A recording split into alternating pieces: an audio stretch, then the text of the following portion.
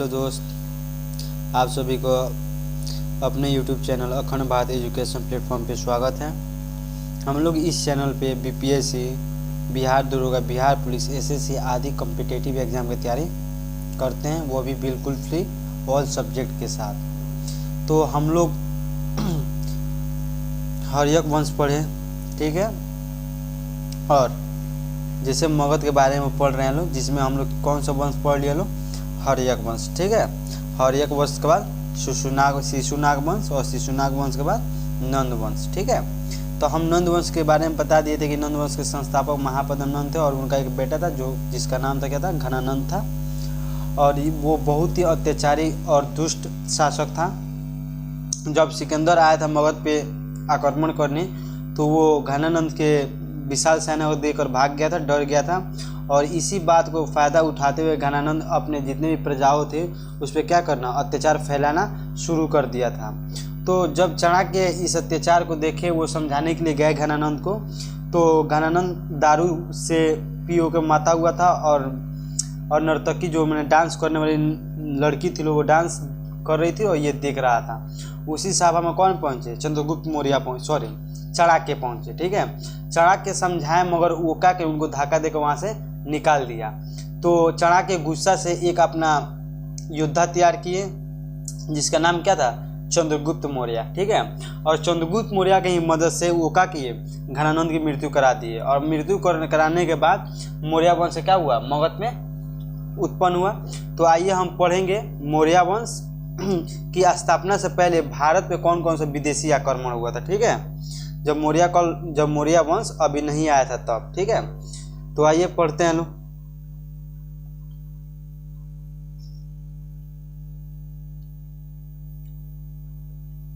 देखिए, भारत के पूर्व क्षेत्र में मगध एक शक्तिशाली राज्य था। यानी कहने का मतलब कि जो भारत का पूर्वी राज्य था उसमें जो मगध था क्या था, एक शक्तिशाली राज्य था, ठीक है। ये अगल बगल के छोटे राजाओं को हराकर भारत के पूर्वी क्षेत्र में राजनीतिक स्थिरता ला दी थी, किंतु भारत के पश्चिमोत्तर क्षेत्र पंजाब में छोटे छोटे राजाओं का शासक था। कहने का मतलब जो अगल बगल छोटे राजा थे लोग, जो छोटे मोटे गांव था, उनको ये हरा के क्या किए थे, पूर्वी क्षेत्र में राजनीतिक स्थिरता यानी ये अपने कब्जे में कर लिया था लोग। लेकिन जो भारत के पश्चिमोत्तर भाग था जिसमें पंजाब और छोटे मोटे और भी राज्य आते थे, ठीक है, वहाँ के शासक जो थे ना वो बहुत कमजोर थे, क्या थे, बहुत कमजोर थे, ठीक है। जिस कारण विदेशी आक्रमण पश्चिमोत्तर क्षेत्र पर ही आक्रमण किया है। कहने का मतलब जब पश्चिम दिशा के जो भी गांव था या राजा थे, जब वो कमजोर थे, इसी कमजोरी के फायदा उठाते हुए विदेशी जो आक्रमण थे ना उसी दिशा से क्या किए, भारत पे मगध पे आक्रमण किए, ठीक है। भारत पर प्रथम विदेशी आक्रमण ईरान, जिसे फारस भी कहा जाता है, देखिए ईरान को फारस भी कहा जाता है, ठीक है। एक ईरान के हकमनी वंश के राजा ने किया था। अगर क्वेश्चन पूछ देगा भारत पर सबसे पहले विदेशी आक्रमण कौन से वंश ने किया था, तो हकमनी वंश, ठीक है। कौन सा वंश, हकमनी वंश। और कहाँ के, तो फारस को रहने वाले थे, ठीक है। तो हकमनी वंश किया था, उसका राजा कौन था, उसका संस्थापक था साइरस, क्या था, साइरस था। उसका संस्थापक क्या था, साइरस था, ठीक है। इस वंश का शासक डेरियस ने भारत पर आक्रमण करने वाला पहला विदेशी राजा था। इसने गांधार का कंबोज को हरा दिया। कहने का मतलब कि जो वो हकमनी वंश था, हकमनी वंश का एक शासक था जिसका नाम क्या था, डेरियस था। उन्होंने भारत पर सर्वप्रथम क्या किया था, आक्रमण किया था। जब वो आक्रमण किया था तो उस टाइम आक्रमण के दौरान वो गांधार और कंबोडिया का किया था, जीत लिया था, ठीक है। इसने भारत में फारसी शासन का विस्तार किया। और जो डेरियस था ना, डेरियस कौन से शासन का, फारसी शासन का क्या किया था, विस्तार करना चालू कर दिया था, ठीक है। फारसी शासन, ओ भाई किधर भाग रहे हो यार, फारसी शासन क्या किया, विस्तार किया। डेरियस प्रथम के बाद फारस का शासन जरेक्सन प्रथम बना। यानी कहने के बाद जब डेरियस प्रथम का मृत्यु हो गया, वो मर गए थे, तो फारस का जो ईरान था, फारस जिसे फारस ही बोलते, उसका शासक कौन बना, जेरेक्स प्रथम बना। कौन बना, जेरेक्स प्रथम बना, ठीक है। जेरेक्स प्रथम के बाद, और जेरेक्स प्रथम का भी शासन काल खत्म हो, तो उसके बाद कौन है, डेरियस तृतीय। कौन, फारस का राजा कौन बना, डेरियस तृतीय बना, ठीक है।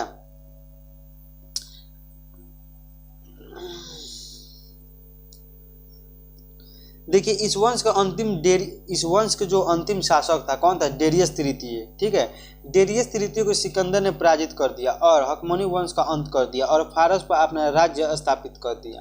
कहने का मतलब जब डेरियस हकमनी वंश था तो हकमनी वंश में कौन कौन से शासक आए थे, एक हकमनी वंश जिसे साइरस थे स्थापन, उसके बाद कौन आया, डेरियस आया, उसके बाद डेरियस के बाद कौन आया था कब, रेक्सिन आया था। ठीक है, और रेक्सिन के बाद डेरियस प्रथम के बाद कौन आया डेरियस तृतीय। कौन आया, डेरियस तृतीय। जब डेरियस तृतीय कहाँ का राजा था, ईरान यानी फारस का राजा था। ठीक है, जब ये फारस उस समय जब जो डेरियस तृतीय था ये हकमनी वंश का सबसे अंतिम राजा था। ठीक है, और इसी को कहा कि सिकंदर ने आया और आक्रमण किया और इसको पराजित करके फारस पर अपना कब्जा जमा लिया और अपना राज्य का कर दिया, स्थापित कर दिया। ठीक है, एक सेकंड रुक जाइए ना। सिकंदर जब अपना कब्जा किया तो वो अपना राज्य का कर दिया, स्थापित कर दिया।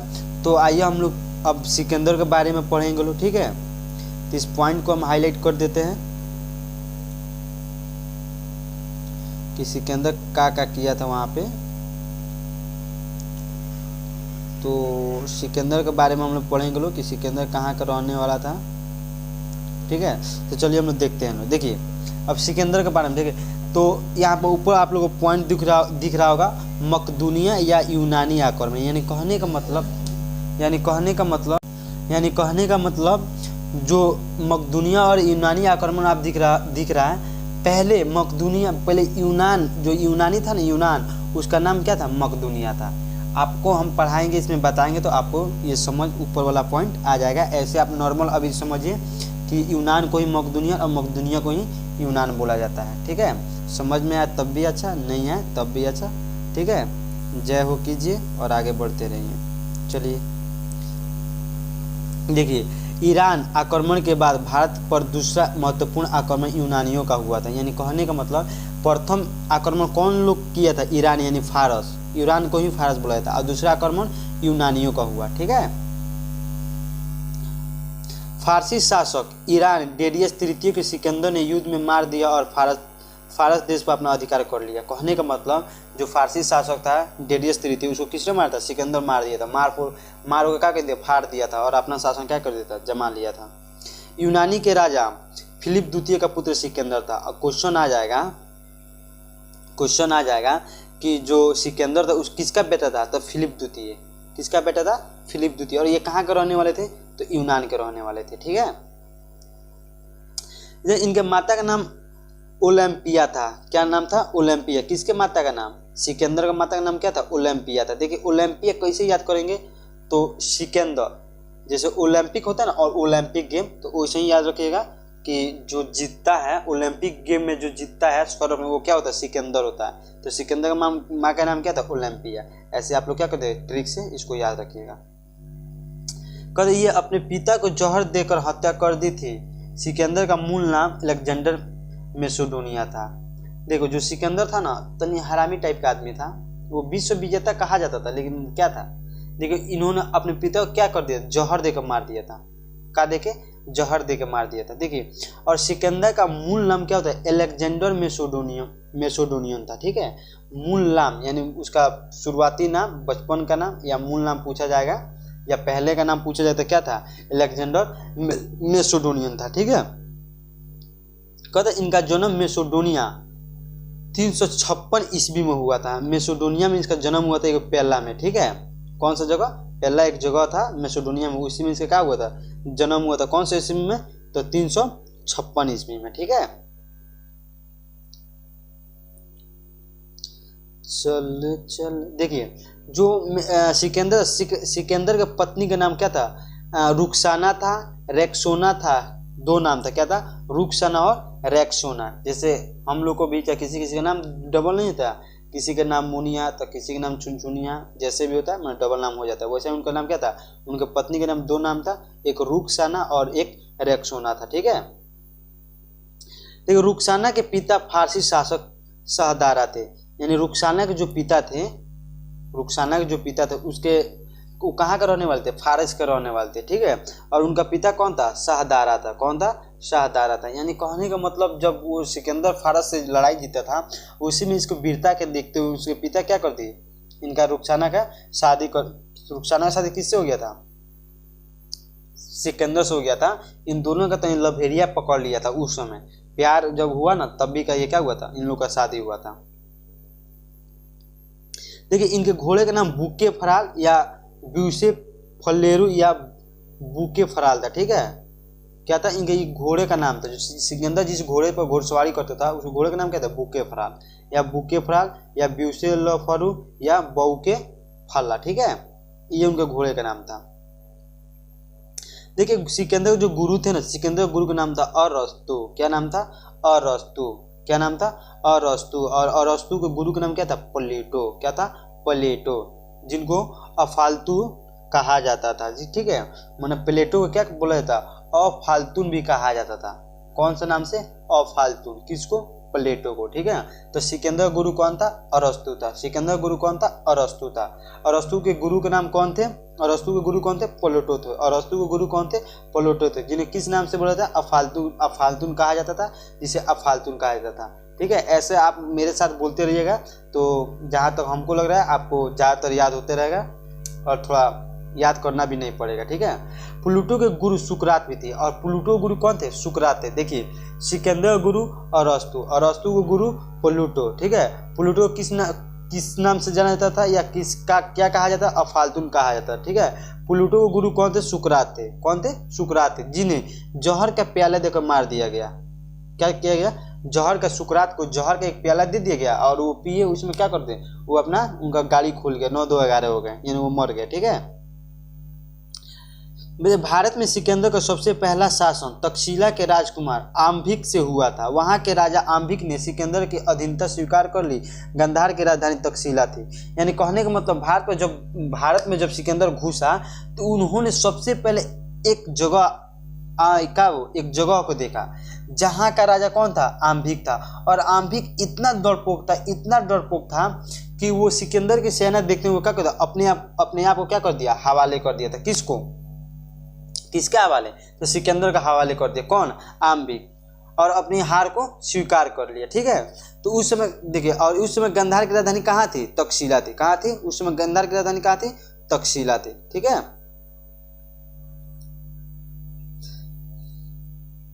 देखिए 368 ईस्वी में सिकंदर ने ईरान और अफगानिस्तान पर विजय प्राप्त कर लिया। कहने का मतलब 368 में ईरान और अफगानिस्तान पर क्या कर लिया, विजय प्राप्त कर लिया। पंजाब के राजा पोरस और सिकंदर के बीच झेलम नदी के तट पर युद्ध हुआ। यानी कहने का मतलब जब पंजाब के राजा कौन थे, पोरस, पंजाब के राजा कौन थे, पोरस, तो वो पोरस और सिकंदर के बीच झेलम नदी के तट पर क्या हुआ था, युद्ध हुआ था। कौन सी नदी के तट पर, झेलम नदी के तट पर क्या हुआ था, युद्ध हुआ था। इस युद्ध में पोरस हार गए, किंतु पोरस की वीरता को देखकर सिकंदर ने उन्हें मित्र बना लिया और सिकंदर की पत्नी रेक्सोना से पोरस की कलाई पर राखी बांध दी। यानी कहने का मतलब कि जब वो आम्भी को क्या कर दिए, आम्भी अपना अधीनता को स्वीकार कर लिया, तो उन्होंने गए पोरस के पास और पोरस को भी बोला क्या कि तुम भी मेरे अधीन हो जाओ, अपने राजपाट हमको दे दो। लेकिन पोरस बोला नहीं, मैं अपना राजपाट किसी को नहीं दूंगा, जिसको हमसे लड़ाई करना है वो लड़ाई करे। ठीक है, तो उसी वीरता को देखते हुए सिकंदर ने उससे लड़ाई किया, लेकिन पोरस क्या हुआ, उस लड़ाई में हार गया। तो एक सिकंदर की पत्नी थी कौन, रेक्सोना, वो देखी कि भाई ये तो काफी वीर है, कि इतना वीरता को देखते हुए क्या हुआ, अपने आप को सरेंडर नहीं किया। तो सिकंदर देख रहा था कहीं ये दोनों मत नैन मटाका कर ले, तो सिकंदर ने क्या किया, उसको गलती को माफ किया। और उसी समय जब वो हार गया था, उसी समय अपने पत्नी से उसके एथी के पोरस के कलाई पर क्या किया, राखी बनवा दी। क्या बना दी, राखी बनवा दी। कौन, सिकंदर ने राखी बनवा दिया, किसके कलाई पर, पोरस से। किससे, रेक्सोना से। ठीक है, नहीं तो वहीं लेकर भाग जाता, तो ये लड़ाई लड़ते रह जाते। चलिए आगे हम लोग देखते हैं लोग। 326 ईस्वी में हुए इस युद्ध को झेलम बितास्ता या हाई डोब स्पीच का युद्ध कहते हैं। यानी कहने का मतलब कि जो झेलम नदी के तट पर युद्ध हुआ था पोरस और सिकंदर के बीच 326 ईस्वी में, उस युद्ध को किस नाम से जाना था, झेलम या बितस्ता या हाइडे स्पीच युद्ध के नाम से जाना जाता था। सिकंदर स्थल मार्ग से 325 ईस्वी में वह अपनी सेना के साथ भारत से लौट गया था। सिकंदर कब भारत से लौट गया था? 325 ईस्वी में अपनी सेना के साथ क्या हुआ? भारत से लौट गया था। देखिए 323 ईस्वी में ईरान के बेबिलिन में डेरिया होने के कारण सिकंदर की 33 वर्ष की अवस्था में मृत्यु हो गई थी। किस अवस्था में? 33 वर्ष की अवस्था में क्या हुई थी? मृत्यु हो गई थी। कब? 323 ईस्वी में। ईरान में एक जगह था जिसका नाम था बेबिलिन। उनको एक बुखार हुआ था, डेरिया की बीमारी हुआ था, जिसके कारण वो 33 वर्ष की उम्र में क्या हुए थे? चल बसे। कौन? सिकंदर। जा बेवफा जा। देखिए बेबिलिन का झूलता हुआ बगीचा 7 अजूबों का एक क्या है? एक शहर है। 7 अजूबों का एक शहर है। सिकंदर भारत से कुशल बढ़ई प्राप्त करना चाहता था। मैंने कहने का मतलब कि सिकंदर भारत से क्या कहता? पूरा भारत को जीतना चाहता था, लेकिन ऐसा नहीं हो पाया। सिकंदर भारत में 19 महीने तक रहा था। कितने महीने तक? सिकंदर भारत में 19 महीने तक क्या हुआ था? रहा था। सिकंदर के साथ भारत आने वाले लेखक निरियकस क्या हुआ? निरियकस थे। जो क्या सिकंदर के साथ आए थे वो क्या थे? निरियकस एक लेखक थे। ठीक है। और निरियकस आने सिक्रेटस अस्टुबुलिन थे। सिकंदर हिंदुकुश पर्वत द्वारा को पार करके भारत आया था। यानी क्वेश्चन आ जाएगा सिकंदर किस पर्वत को पार करके भारत आया था?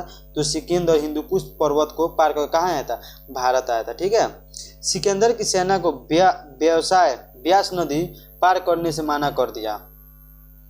यानी कहने का मतलब सिकंदर की जो सेना थी ना, वो ब्यास नदी का कर दी? पार करने से मना कर दिया। इसलिए मना हो कर दिया था क्योंकि जब चाणक्य और चंद्रगुप्त मौर्य ने मिलकर एक योजना बनाया था, उन लोगों ने कहा था कि जो इस नदी में जाता है वो इसी में मर जाता है, बल्कि इसको पार नहीं कर पाता है। जिसके कारण उन्होंने क्या किया था? तो उस समय कोई एक आदमी गया था, तो वो पार किया तो उसको उसी समय का वो मृत्यु हो गया। किसी कारण से उसका मृत्यु हो। उन्होंने समझा कि ये बात सही है और वहाँ सेना क्या किए? वहाँ जाने से मतलब पार करने से उसको क्या कर दिए? माना कर दिए। किस नदी को? ब्यास नदी को।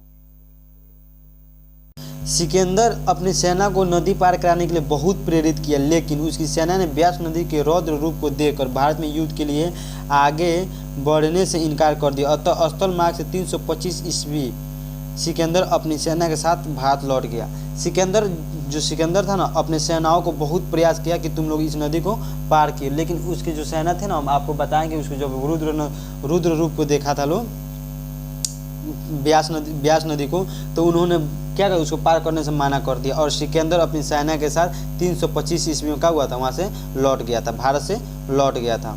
सिकंदर का थल सेना का सेनापति, यानी सिकंदर जो थल सेना का सेनापति था सेल्यूकस निकेटर था। कौन था? Seleucus Nicator. जबकि जल सेना का सेनापति कौन था? निरियकस था। कौन था? निरियकस था। ठीक है। अलग अलग जैसे सेना होता है वैसे कहते सिकंदर था। तो उसके घोड़े बुके फ्राल था, जिसका नाम पर उसने झेलम नदी की तट पर एक नगर भी बसाया था। सिकंदर का मकबरा बेबिलिन में। कहने का मतलब सिकंदर तथा उसके घोड़े जो बुके फ्राल था, ठीक है, उसके नाम पर उन्होंने झेलम नदी के तट पर क्या कहते हैं? एक नगर बसाया, एक शहर बसाया। और जब वो लौट रहा था तो उसका सिकंदर और उसके घोड़े का मृत्यु हुआ था, तो दोनों का मकबरा कहाँ मिला था? बेबिलिन में। कहाँ? बेबीलोन में मिला था। ठीक है। सिकंदर का पुत्र सिकंदर चतुर्थ था, जो पत्नी रुखसाना का पुत्र था। सिकंदर का बेटा भी था जिसका नाम क्या था? सिकंदर चतुर्थ था, जो किसका पुत्र बेटा था? रुखसाना का क्या था? बेटा था। ठीक है। देखिए सिकंदर लड़ाई में खुद सेना से आगे होकर लड़ने लगता था, जिससे सेना का मनोबल और बढ़ जाता था। सिकंदर एक बहुत बड़ा योद्धा था, इसलिए वो सेना से क्या होता? आगे होकर लड़ता था, न कि पीछे होकर लड़ता था। सिकंदर को विश्व विजेता इसलिए कहा जाता है कि उस समय यूनान के लोग को विश्व की जितनी जानकारी नहीं थी, उन सभी क्षेत्रों को क्या किया था? वो जीत लिया था। यानी यूनान के लोगों को जितनी विश्व की जानकारी थी उतना वो क्या किया था? वो क्षेत्र जीत लिया था। कौन? सिकंदर। इसलिए उसे विश्व विजेता के नाम से जाना जाता था। सिकंदर पूरी दुनिया के 60% भाग को जीत चुका था। यानी उस समय जितनी दुनिया थी उतने 60% भाग को क्या कहता? जीत चुका था। उसमें देखिए उसका नाम क्या क्या था? तो माइनर, सीरिया, मिस्र, ईरान, सिंध, गंधार, कम्बोज, ये सब क्या कहता है? सिकंदर जीत लिया था, इसलिए उसे विश्व विजेता के नाम से जाना जाता है। सिकंदर को पूरी दुनिया जीतने का सपना उसके गुरु अरस्तु ने दिखाया था। सिकंदर को पूरी दुनिया को जीतने का सपना किसने दिखाया था? तो उसके गुरु थे कौन? अरस्तु। उन्होंने दिखाया था। ठीक है। चलिए मैं अपने इस वीडियो को यहीं पे रोकता हूँ। Thank you very much. आप लोग ऐसे ही वीडियो क्या करते रहिए, देखते रहिए और लाइक और शेयर और कमेंट क्या करते रहिए। कोई भी दिक्कत हो तो कमेंट करके हमको बताइएगा, हम चाहेंगे कि उसको क्या करें, पूरा करें। ठीक है, थैंक यू, मिलते हैं नेक्स्ट वीडियो में।